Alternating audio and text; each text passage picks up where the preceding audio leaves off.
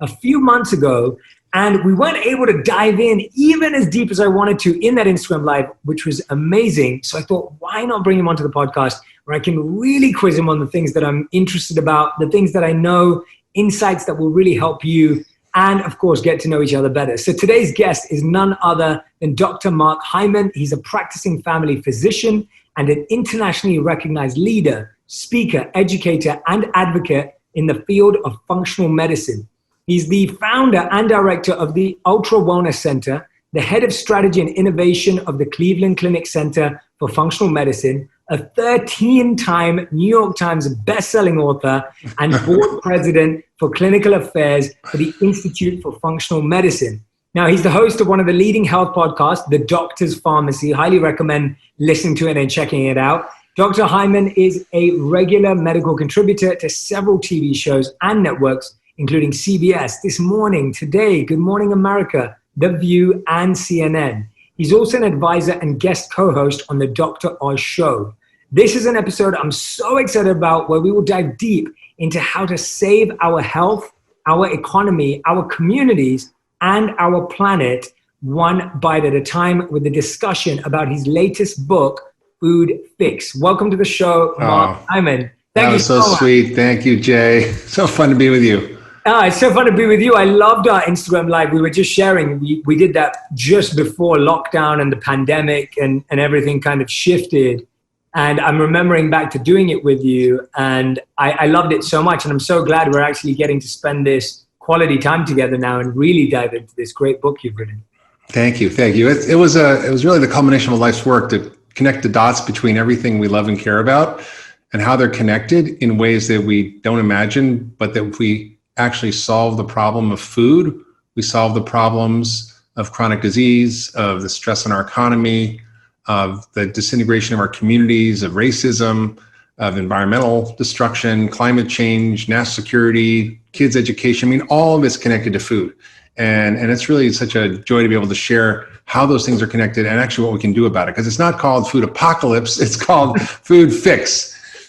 Absolutely, absolutely. And I can't wait to dive into all areas of that with you, because I think we don't realize how powerful and influential food is, not just in our bodies, not just in our minds, but in the world. And I know that inside this book, you've gone into so many studies and so much research to really show the impact of food in the world. But I actually want to start somewhat a bit more personal with you, because I was discovering some fascinating things about you. And this was one that I loved, that I feel there's no better way to start this interview than letting our audience know that you were a yoga teacher before you were a doctor. That is true. I mean, that fascinated me. When I was like, wow, that's cool. I majored in Buddhism and Asian studies and Asian religions in college. And I wasn't going to be a doctor. I was going to be a monk.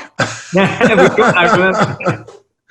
And I actually decided, well, I'm not sure I want to be a monk. Maybe I'll just try to be a doctor and be of service in that way. And it was really driven out of the notion of compassion and service that was so embedded in Buddhism, and I learned about in college. So and I then became a yoga teacher and decided to become a doctor after that. So it was an afterthought, and I'm still working at it. I love that. Well, when we get onto that, it means you're thinking like a monk for sure. So I love that. But tell me about how you think that, tell me a bit more about that compassion piece that you were sharing there, because I think it's really interesting that, people get involved in medicine for so many reasons. People get involved in being authors for so many reasons, but it sounds like your kind of foundation was wanting to help people, wanting to make a difference. Yeah. That was the I think, when I really studied Buddhism, I was obviously looking for answers as a young man of 18, 19 years old, and what's the truth and what's the meaning of life. And in it, I realized it was a description of how to heal suffering. And the focus of Buddhism isn't a religion, it's a methodology for healing and relieving suffering and understanding the way our minds work that cause us to suffer so much.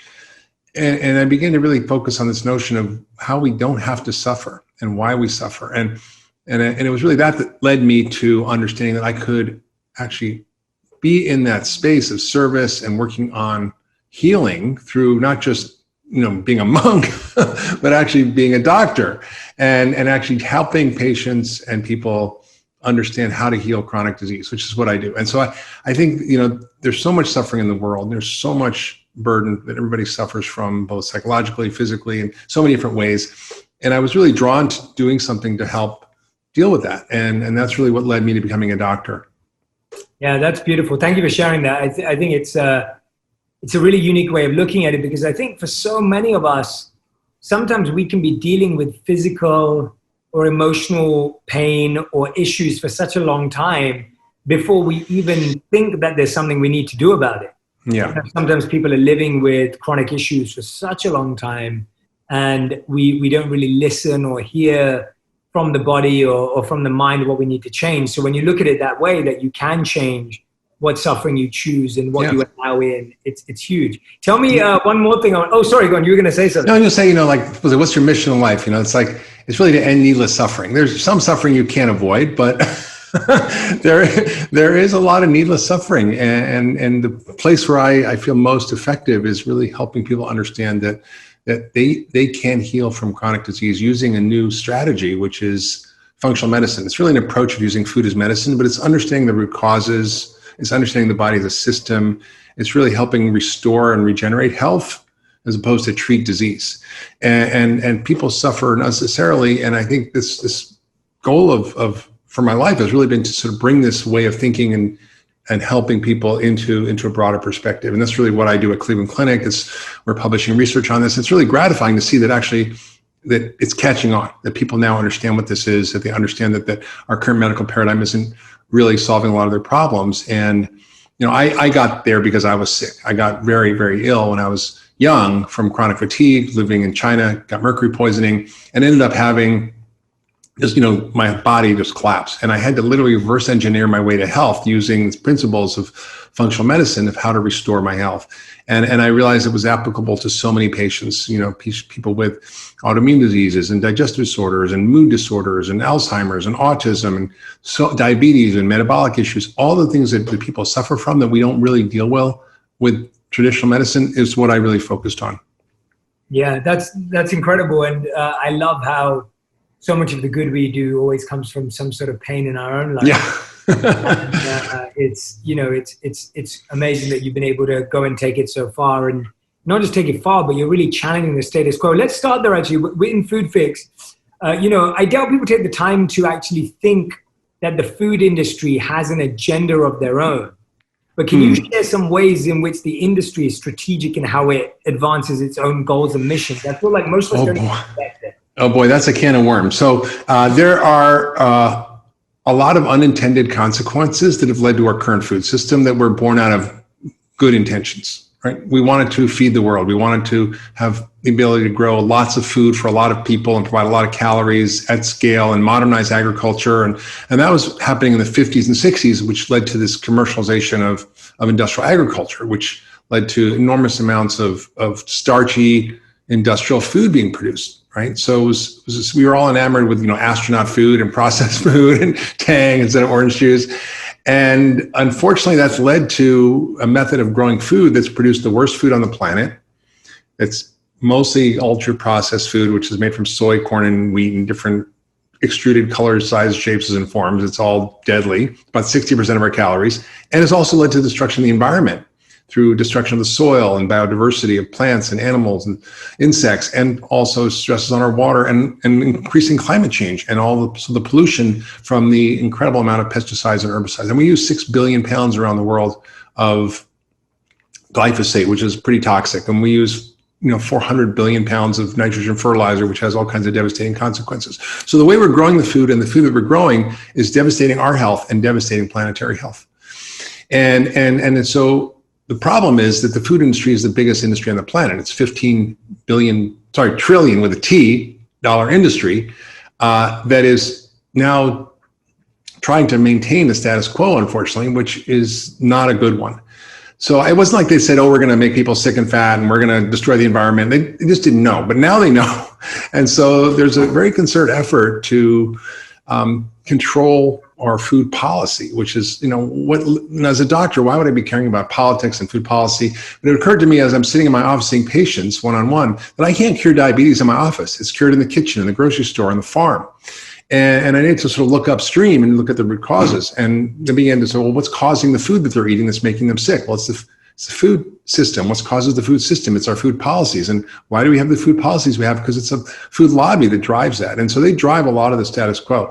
And they do it in government policy. And we spend $500 million just on the Farm Bill in 1 year. In 2005, the GMO labeling law was defeated because the food industry collectively spent $192 million on one bill in lobbying. And they do this by driving our dietary guidelines policy, our agricultural policies that promote the growth of these raw materials or commodities for ultra-processed food. They do it through controlling what we can say on food labels. They control the restrictions on marketing, so we can't actually limit marketing for junk food. And across the whole, multiple 10 agencies of the government, there's so many policies that are influencing our food system that are often at odds with each other, contradictory, but they're in the interest of the food industry. So that's happening. And then they're also co-opting science. So the National Institute of Health spends $1 billion on research for nutrition. The food industry spends $12 billion. Most of it's propaganda. Like, if the Dairy Council says milk is nature's perfect food, well, all the studies show that. Or Coca-Cola finds that, when they fund a study that obesity has nothing to do with soda, so it doesn't make sense. They also fund groups that are front groups, like the American Council on Science and Health, which sounds like a great noble cause, or Crop Life, or the group for sustainable agriculture, and they're all front groups for the food industry to propagate their agenda and create misinformation.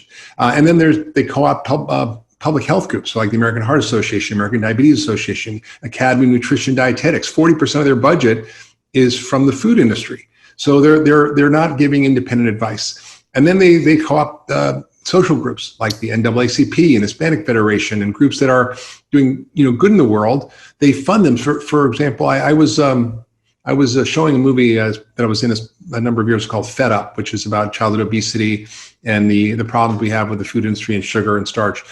And I went down there and I met with the head of the Ebenezer Baptist Church, which is Martin Luther King's church, met with his daughter, Bernice King, and they were very excited to get behind this and have a screening at the King Center in Atlanta.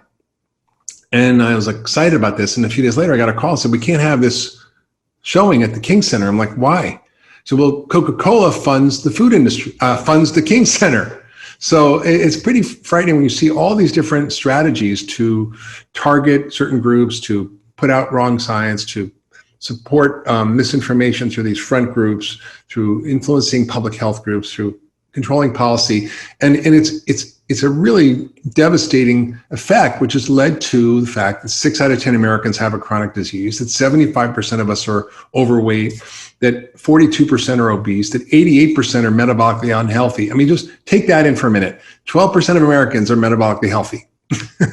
That means 88% are not. And these people are at more risk for COVID-19 and other chronic diseases. So we really had this crisis moment here. And I think we need to understand how all these things are related. And then we need to design a strategy to both from a grassroots level, from a business innovation level, from philanthropy, and from clearly policy to change what's happening. Wow. I mean, that is one news update in a great way. I was with you the whole time.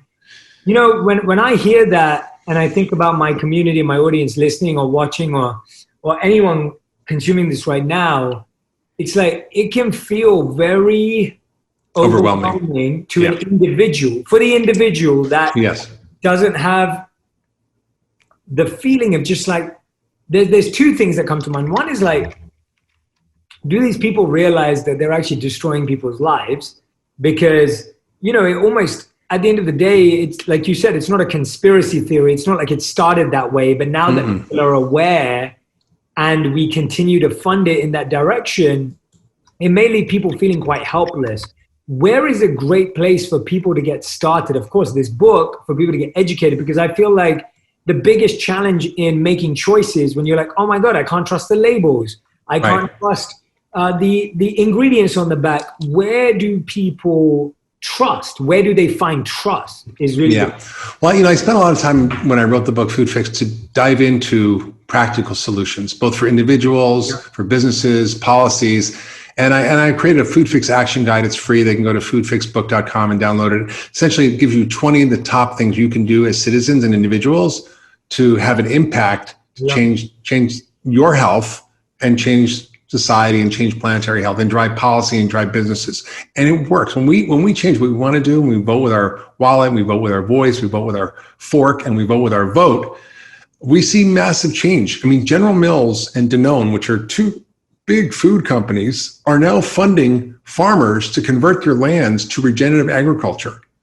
So they're literally stepping up and doing what the government isn't doing and funding farmers to transform agriculture to produce nutrient-dense food in a way that restores the soil, restores the plant nutrition, and restores human health.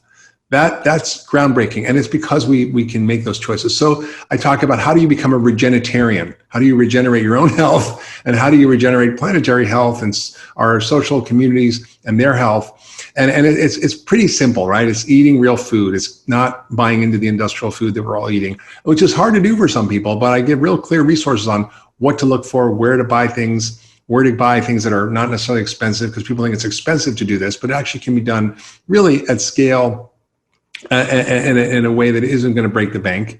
You have to become a smart consumer. You have to read food labels. You have to seek out different sources of food, whether it's community supported agriculture or farmers markets or online retailers that sell direct to consumer like Thrive Market or Mariposa Ranch, which actually sell regeneratively raised beef and other animal foods that are really healthy for you. And there's things you can do if you get inspired in your own community.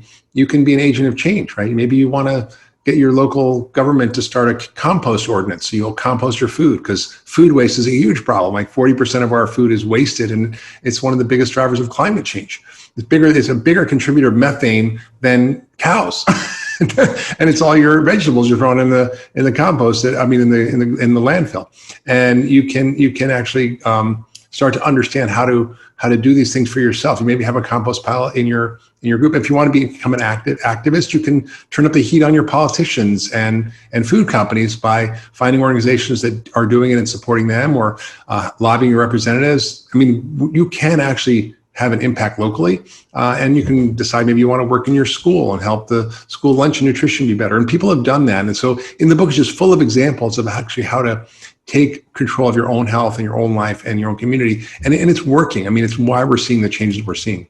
Yeah, absolutely. And thank you for creating that action guide, everyone. That's foodfixbook.com if you want to go and grab that, because I think that's what people are looking for. I really believe that people are looking for action guides because that's where they know they need to start. And one of the things that I'm fascinated by when I was looking at the book, and I've been looking at your work, you talk about how I think it's like the average child between something like 2 and 13 or 14, you say, like sees on average like 10 to 11 junk food ads per day on TV. It's terrible. I mean, the average kid sees probably 10,000 ads a year.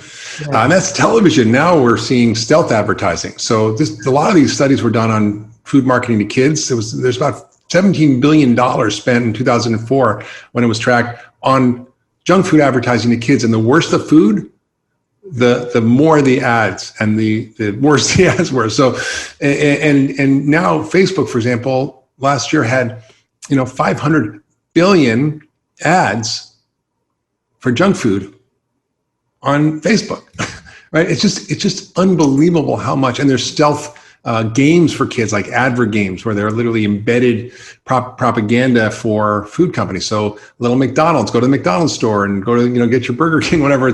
It's terrifying. So we see the biggest impact actually is this changes in food marketing. And in this country, there's the First Amendment. You can't restrict people's right to free speech. And but I don't think there's any law that prohibits us from protecting our children from these kinds of messages, because they can't tell the difference between reality and an ad until they're about 8 or 9 years old.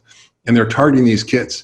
And in Chile, when they actually repealed the ability or removed the ability for these companies to market between 6 a.m. and I think 10 p.m., there was dramatic reduction in the use of these foods and dramatic reductions in obesity. But this country doesn't want to do that because it's such a big moneymaker for these companies. Yeah, that's really alarming, because ultimately the people making the decisions are obviously aware that the food's not healthy for people, and it's not going to benefit their body or their mind, but they still continue to invest in, creating challenges for kids. And I always, whenever I get asked randomly to invest or be a spokesperson for different brands or whatever it may be, and whenever it's something that's aimed at young people, I'm always just like, well, would you how old I always ask them, how old your son or daughter? And they'll tell me their age. And I'll be like, would you recommend them to use this product? And the amount of times I've heard people say, no, I wouldn't. But I'm like, but you're selling this, like, I'm just so confused by that. Do you think that's the level at which we have to change it? Like, it needs to change on the level where people go, my profitability is not as important as people's children. Like, I think that's changing. I was really excited to hear, there's this group called the Business Roundtable, which is all the top businesses in America. They get together, the CEOs. And in the last meeting, they made a stand. They said, we have to look not only at shareholder value, but stakeholder value. Meaning, what is the impact of our company on our customers, on the workers, on the environment? Who are the stakeholders in the products we're creating? And it's not just about profit and shareholder value, which I thought was a big step forward. So I think we're seeing more movements towards conscious capitalism, but there's definitely entrenched companies that just don't want to change, and they're not going to do it voluntarily. So there has to be sort of a parallel system that grows up that shows that this can happen. And I think we're doing it. And I want it to happen faster, but I think it's happening. Yeah, and how much of it is also, and I know you know the answer to this, but it's how much of it also is our addiction and habits because of the way those products have been created. So we also find it hard to let go of them. So I'll give you a personal example. I grew up eating 4 sugar products a day when I was young. And so, 4 chocolate products a day. Sorry, not 4 sugar, 4 chocolate products a day. And so I would eat a chocolate biscuit, a chocolate bar, a chocolate ice cream, and a chocolate yogurt nearly every single day of my life. And I was overweight as a child. I struggled with it, whether it was bullying or whether it was just feeling unhealthy. And as I grew older, I started to realize that I was addicted to sugar, especially in chocolate. And I got so used to having it. And it took me to, who I've talked to you about before, meeting my wife, who was able to find me alternatives. Because that's what I said to my wife. I was like, I need an alternative if I'm going to have to shake this habit. Yeah. And so I ended up finding things sweetened with monk fruit and other things, which have been amazing. But that's good for you, monk fruit, right? I know, how ironic. I do not own the brand or have any affiliation with it whatsoever. but the intriguing thing to me about that is that there are alternatives that exist. But I want to share this for the audience. It's like, I get what it feels like to be addicted to a food that may not be good for you. But tell us about how much we're addicted to these foods. Yeah, I mean, this is a real problem, Jay, and I think most people don't realize it, and they internalize the feelings they have about what they eat and blame themselves. So, why can't I stop eating this? I'm gaining weight and I just can't stop myself. And they think it's their fault that they're overweight or that they're sick. And that is just a bunch of nonsense, and scientific nonsense, because when you look at the science of these foods, these ultra processed pulverized foods that are high in starch and sugar, they're really designed to hijack our brain chemistry, our hormones, and our metabolism in a very specific way. And these companies have organizations called taste institutes where they hire craving experts in the science of craving, and they design their products in a specific way to create the bliss point of the food. What is that perfect crunch, taste, sugar, whatever it is, salt, that's going to make you go boom and have this pleasure sensation? And it's about dopamine. It's like heroin or cocaine, and it works in the same area of the brain. And it's not just a theory. They know this. Of course, they deny it. Although one of the top executives from one of the big soda companies said to me, Mark, you want to come to our lab and see what we've done? We've actually been able to extract the taste buds from humans, and we grow them in a culture in the lab, and then we can stimulate them and see what's happening. I'm like, you do not want me to go in there, because I'll put this all over social media. and it's a very scary thing. And so the science has shown, for example, that if you take a group of overweight guys and one day you give them a milkshake that's a regular milkshake, and the next day you give them a trick milkshake, which is exactly the same except for the way in which the sugar is absorbed. So there's starch, and there's the same carbohydrate, the same protein, the same fat, the same fiber, the same calories. So they're exactly the same, and they taste the same. So they don't know what they're drinking. When they found that when they had the one that had the sugar that was absorbed quickly compared to the one that's absorbed slowly, it created this pattern in their brain that lit up the same area called the nucleus accumbens as heroin or cocaine. And you could see it on a functional MRI. So this is not just a theory that, oh, it's maybe addictive. It's not really a true addiction. It actually is. And when they looked at their other biomarkers, their blood levels of insulin, sugar, adrenaline, cortisol, stress hormones, you literally eat sugar, your stress hormones go up. So you can be meditating all day, but if you're eating sugar all day, you're in trouble. And I think we don't understand how powerful these foods are and how they hijack our biology. But within a very short time, literally just 10 days or less, you literally can reset your biology, reset your brain chemistry, reset your hormones and your taste buds and get out of it. And I remember I ran this course once in Kripalu, which is a yoga center near me. Yeah, I know it. Yeah. And it was sort of a sugar detox. And this woman came in, she's like, there's no way I can do this. I've been addicted to sugar my whole life. I'm never going to be able to get off this. I said, just do exactly what I'm saying and just try to do this and eat in a way that's going to reset your biology because food is medicine. And she's like, okay, I'll try it. With day 2, she's like, I can't believe it. I don't have any more cravings. I don't want it. I don't need it. It's like my whole biology has changed. So I think people can be very empowered by making those kinds of changes. And does it, just to dive into that slightly, a tiny bit more, should that change for people be extreme or is it incremental? So it's like, let's say someone's listening, they are consuming too much sugar or they're having too many sodas or whatever. Is it like they should go the next day to no sodas? What's that? Almost that 10-day program. Yeah. So do you have like 1 ounce less of soda a day, or 12 sodas is 11? Okay. Yeah.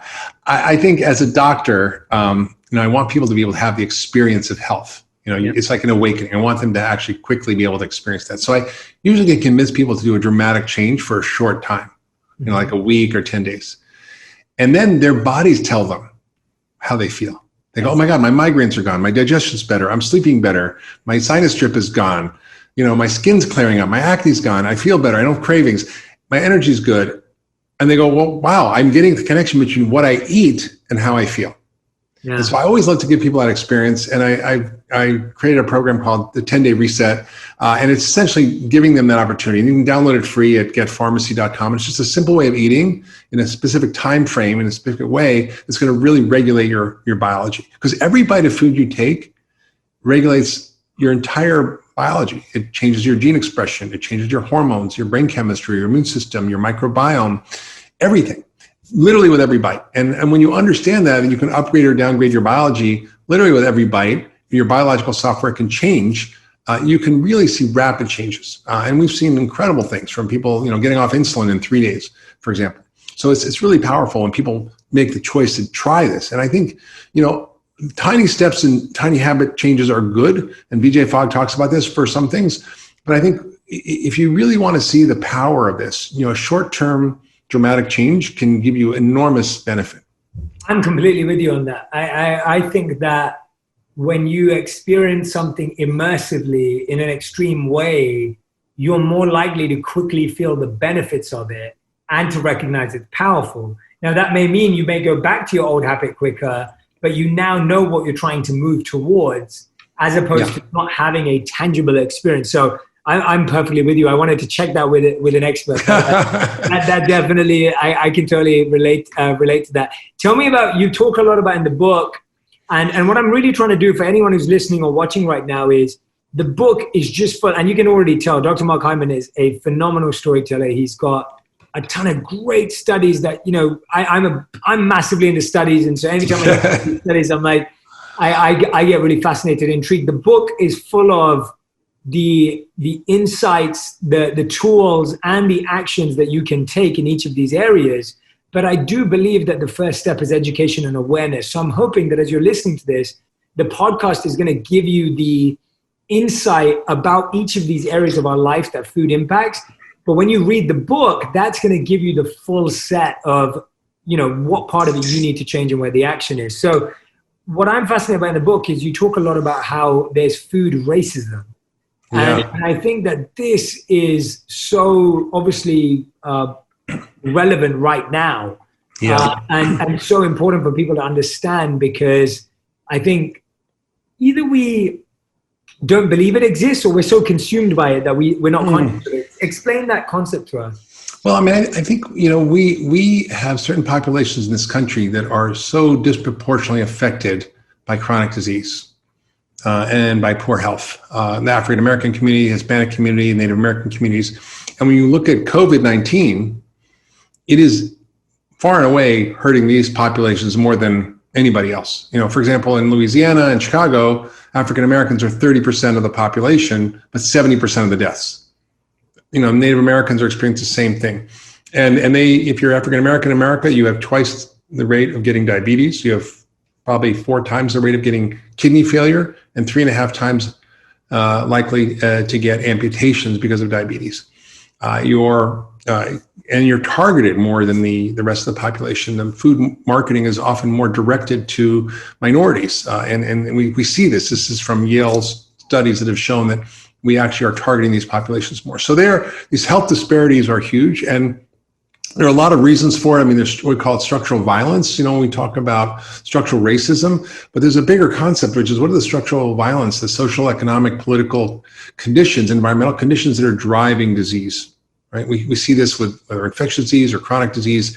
And this is what we have in America. We have this structural violence that has led to incredible amounts of disease in these populations. It's leading to these health disparities, and we have to understand why. And the reasons are complex, right? There's the racism issues and the segregation we had, and the lack of access to education, housing, and opportunity, and funding. And there's a lot of issues. But the problem with food is that it drives these populations to be more sick, less able to learn in school, less able to succeed in life, and more likely to get disability and chronic disease as they get older. So we see this sort of dismantling of these populations in scale in ways that we don't see in other populations. And it's really heartbreaking because it's so fixable. And I've seen this happen. I went down, and even if you're poor and you're white, a lot of these things are still evident. And as part of that movie, Fed Up, I went down to this little town in Easley, South Carolina.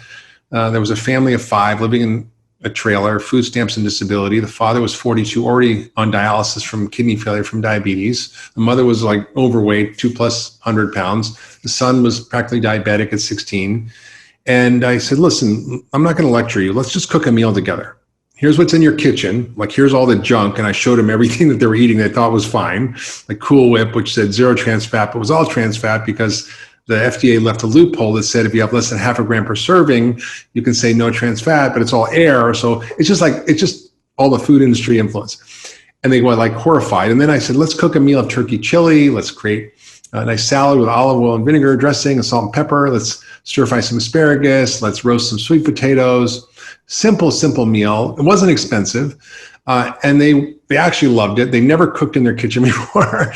And I just gave them a little bit of education. I said, here's a guide on how to eat well for less, good food on a tight budget from the Environmental Working Group, and where I'm on the board. And I gave them a cookbook. I said, you can do this. And they did it. And within a year, they lost 200 pounds together. The father was able to lose enough to get a new kidney. The son lost 50, but then went to work at Bojangles, which is a fast food restaurant down in the South. And it's the only place to get a job for these kids there. And he gained 50 pounds. It was like it's putting an alcoholic to work in a bar. Yeah. And then he figured it out, and he lost 138 pounds, and he got into medical school. And he asked me to write a letter of recommendation. So people can actually come out of this if they're given the right education tools. But I've worked in these communities and populations, and they just don't know. They just are unaware of this sort of level of food racism and food even apartheid that's happening in these communities, where you see the lack of ability to access food and lack of ability to find quality ingredients because they're buying food at the gas station. That's where they get their food. Yeah, thank you so much for raising awareness about this super important issue, because I feel like it's just not talked about. No. Yeah, go on. No, sorry, go on. It's internalized, like I went on a rafting trip, and I read the story in the book with a Hopi chief, who's a Native American chief, and he lives in one of the oldest inhabited cities in America, Robbie, which has been, somebody's lived in there for over 1,000 years. And he was very, very overweight, and he was just struggling to get down to the raft, and threw up because he just was so out of shape. And we got on the raft, and we kind of got to know each other. I said, you can actually fix this. You can get rid of your diabetes. He said, well, what do I have to do? He said, well, I said, well, you have to get rid of the starch and sugar in your diet, the sodas and sweets and all that. He's like, wow, well, okay, but what are we going to do for our traditional Hopi ceremonial foods? We have these traditional Hopi ceremonial foods. And I'm like, what foods? He's like, cookies, cakes, pies. And I'm like thinking to myself, those are not your traditional ceremonial foods. And what's happened was that the government put everybody on reservations. They cut off their food supply and their traditional ways of hunting or fishing or even growing food. They diverted, in the Hopi reservation, they diverted their water, so they had no access to rivers anymore. And then they piled in these commodity foods, flour, sugar, and shortening, right? And that became their diet. And these government commodities were the staples. So they made Indian fry bread and Indian tacos. There's nothing Indian about that. And these foods are so toxic. And now that's why we see 80% of them have diabetes by the time they're 30. And life expectancy in some of these communities is 46. And it's terrible. And it's not just the Native American communities, but he's internalized this food concepts that he thinks are his traditional foods. And this is true in the African American communities and Latino communities. And, you know, I think in Chicago, there's something called the Chicago Loop. If you live outside the Loop, your life expectancy is 16 years less. If you take a subway from Midtown Manhattan to the Bronx, which is a very poor African American communities, your life expectancy goes down 6 months for every subway stop. Wow. You know, to Harlem and to the Bronx. So these things are really not talked about much. And you know, I gave a lecture a few years ago. It was on the 50th anniversary of Martin Luther King Jr.'s assassination at the Harlem Riverside Church. And it was really about food oppression. And, you know, it was a little intimidating for me because it was mostly African American community. I'm a white Jewish guy, you know, from New York. And what do I know about it? But it was, you know, Governor Cuomo spoke there. I spoke, and I just was able to share what I was seeing from the science and from the data about how these communities were being affected. And it was an incredible response, and people really resonating with it. It's a very short 10-minute talk. You can find it online. Just do Hyman food oppression, you'll find it. But it sort of is really catapulted me into really trying to raise these issues, because we can't resurrect our communities unless we resurrect our health. And we can't resurrect our health unless we resurrect our food. And we can't resurrect our food until we fix the food system and fix the agriculture and sort of pull that thread that connects everything together. Yeah, absolutely. And what I'm trying to do in our interview today is really understand the role of the individual and educate the individual, because I feel like if the individual is educated, then we'll start to see this real change. Tell me about, we've definitely tapped into this, but we talked a lot about how it impacts our physical health. But I know in the book you also talk about how nutrition and food can actually be medicine for our mental health. Yeah. And I think that this link again, I feel like what you're doing in the book is just topics that at least I can be honest and say, I'm not hearing about in a non-conspiracy theory communication. So if I hear about some of this stuff, it's always through someone who loves conspiracy theories. I don't love conspiracy theories. No. I like data and fact and discussion and change and information. And so that's what I think you do so well in this book. But let's talk to me about the connection between mental health and our diets. You know, Jay, it was a surprise to me. I was practicing functional medicine, working with patients. They'd come in with these physical complaints. They'd have an autoimmune disease, or they would have some digestive issues, or whatever was going on, or they'd have ADD, whatever. And I would treat them and restore their health by dealing with restoring these basic biological systems, your gut, your immune system, your detoxification system, your hormones, all the things that we do in functional medicine. And a lot of it's using food as medicine. And then they would report back, Dr. Hyman, I don't know what happened, but my depression's gone. My panic attacks are gone. My ADD is better. My memory's better. My brain fog's gone. I'm like, what's going on here? And I began to really investigate what was happening. And I sort of jokingly call myself the accidental psychiatrist, because I was treating people's body and their brain was getting better. And I began to realize that, you know, let's just take depression, for example. You know, depression turns out is an inflammatory disease, which we don't think of. It's like, you know, it's like a sore throat, but it's in your brain. And your brain, you know, doesn't hurt. but it can be depressed or feel sad or be anxious or have OCD or ADD or whatever. And so it has different ways of expressing that inflammation, whether it's Alzheimer's even is an inflammatory disease, autism is inflammatory. And the question is, well, what's driving the inflammation? And it's primarily our inflammatory processed nutrient poor diet. It's this industrial diet that's lacking the nutrients that our bodies and our brains need to function. And I just saw case after case after I started people on a whole foods diet, took out the processed food, got rid of inflammatory foods like gluten, dairy, got rid of the sugar, gave them a moment to sort of heal, and then put in the nutrients that their bodies needed. Miracles were happening. And I began to sort of go, wow, the body is so connected to the brain. And so, yes, there's a mind-body effect, but there's also a body-mind effect. And that body-mind effect is worth fixing because you can do something about it. If you want to deal with your mental health issues, if you want to become enlightened, it's a lot easier to do it if you deal with the problems first. If your gut is healthy, if you are not low thyroid functioning, if your nutrition levels or vitamin D is good or your B12 level is good, it's much easier to actually get to what you want to do in terms of your spiritual goals or your personal goals if you are feeling good, right? It's a lot harder to get enlightened if you're mercury poisoning or you have some nasty thing going on in your body. And so this really was the genesis of this book, The Ultra Mind Solution, about how we fix our minds and our bodies by fixing our body first. It's not that we don't have to work on our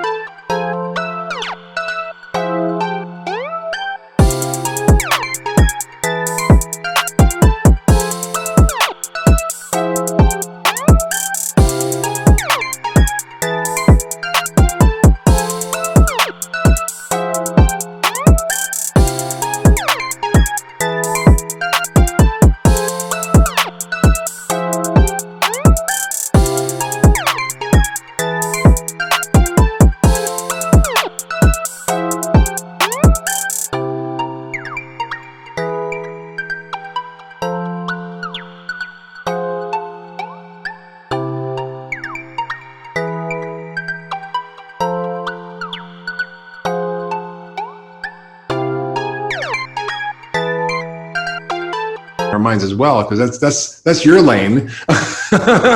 but it was such an insight for me to go, wow, there's so many people suffering from mental health issues that are driven by physical issues.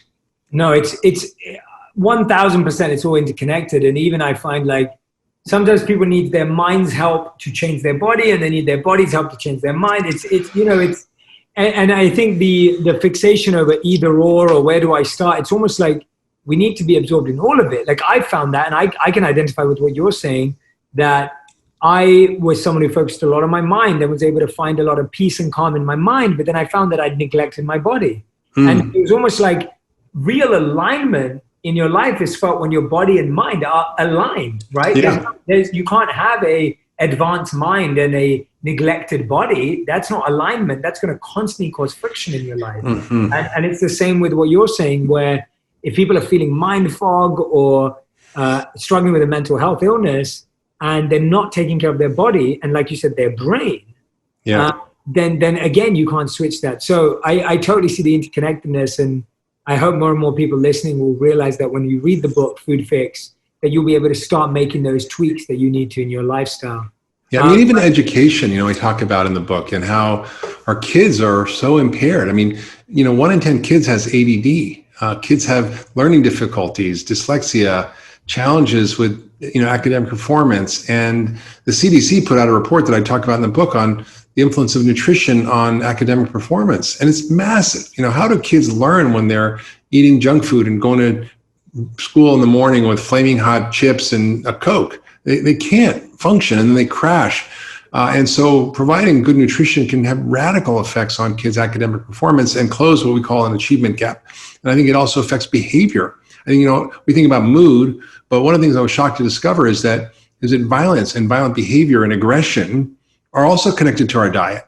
And in prison studies that I talk about in the book, prisoners who are violent, who are fed a whole foods healthy diet in prison, can you reduce violent crime by 56%? And if you add a multivitamin, it goes down by 80%.